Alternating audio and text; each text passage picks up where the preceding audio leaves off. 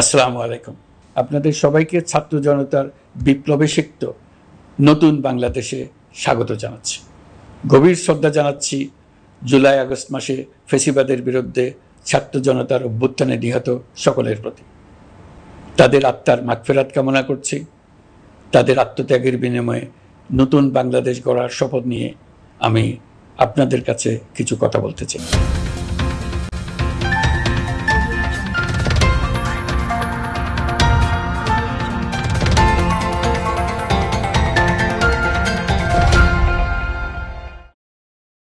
শরণার্থীকালের ভয়াবহ বন্যায় যারা মৃত্যুবরণ করেছেন, যারা অসুস্থ হয়ে পড়েছেন বা যারা সর্বস্ব হারিয়েছেন, যারা দুঃসহ জীবনযাপন করছেন, তাদের স্মরণে রেখে আজকের কথাগুলো বলছি।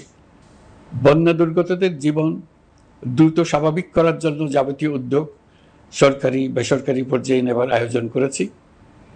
ভবিষ্যতে সকল ধরনের বন্যা প্রতিরোধে আমাদের আভ্যন্তরীণ এবং প্রতিবেশীদের সঙ্গে যাতে যৌথভাবে নেওয়া যায় সে আলোচনা শুরু করেছে। প্রিয় দেশবাসী, আপনারা জানেন বিপ্লবী ছাত্র জনতা জাতির এই ক্রান্তি লগ্নে আমাকে এক গুরুদায়িত্ব অর্পণ করেছে। তারা নতুন এক বাংলাদেশ গড়তে চায়। নতুন প্রজন্মের এই গভীর আকাঙ্ক্ষাকে বাস্তবে রূপ দেওয়ার সংগ্রামে আমি একজন সহযোদ্ধা হিসেবে তাদের সঙ্গে যোগ দিয়েছি। দেশের সকল বয়সের, সকল পেশার, সকল মতের, সকল ধর্মের সবাইকে বিনা দ্বিধায় এই সংগ্রামে যোগ দেওয়ার আহ্বান জানাচ্ছি। প্রিয় দেশবাসী, লক্ষ লক্ষ শহীদের রক্তের বিনিময়ে এবং লক্ষ লক্ষ মা বোনের আত্মদানের বিনিময়ে যে বাংলাদেশ আমরা পেয়েছিলাম তা ফ্যাসিবাদ এবং স্বৈরাচারের হাতে ধ্বংস হয়ে গেছে। আপনারা দেখেছেন আমাদের প্রতিটি প্রতিষ্ঠানকে তারা কিভাবে শেষ করেছে। দেশের রন্ধ্রে রন্ধ্রে ঢুকে গেছে দুর্নীতি। এমন এক দেশে আমাদের দেশ রূপান্তরিত হয়েছে যেখানে স্বৈরাচারের পিয়নও দুর্নীতির মাধ্যমে 400 কোটি টাকার সম্পদ করার মতো অকল্পনীয় কাজ করে গেছে নির্বিবাদে। শিক্ষা খাতকে পঙ্গু করে দিয়েছে। ব্যাংকিং ও শেয়ার বাজার খাতে লুটপাট, প্রকল্প ব্যয়ে বিশ্ব রেকর্ড, অবাধ সম্পদ পাচার, আইন শৃঙ্খলা রক্ষাকারী সংস্থাকে নিজ দলের পুতুলে রূপান্তর, বাক স্বাধীনতা হরণ, মানবাধিকার হরণ, এসবই হিমশৈলের অগ্রভাগ মাত্র।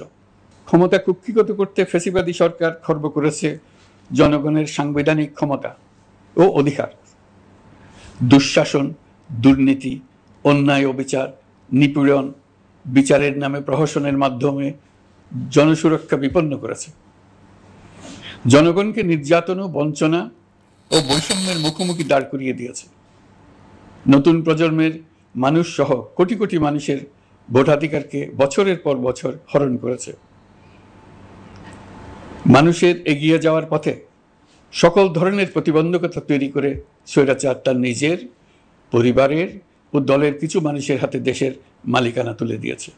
প্রিয় দেশবাসী, কিন্তু এই দ্বার প্রান্তে দাঁড়িয়েই আমাদের গড়তে হবে স্বপ্নের বাংলাদেশ।